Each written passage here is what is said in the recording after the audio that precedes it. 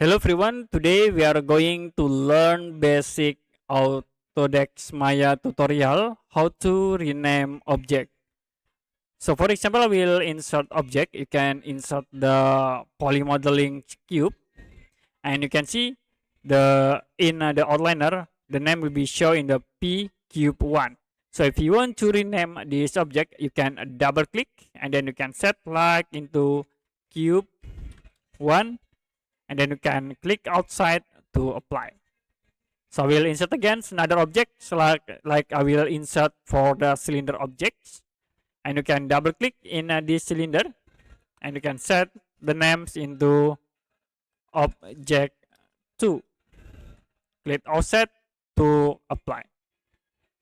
Okay, that's it for basic Autodesk Maya tutorial how to rename object.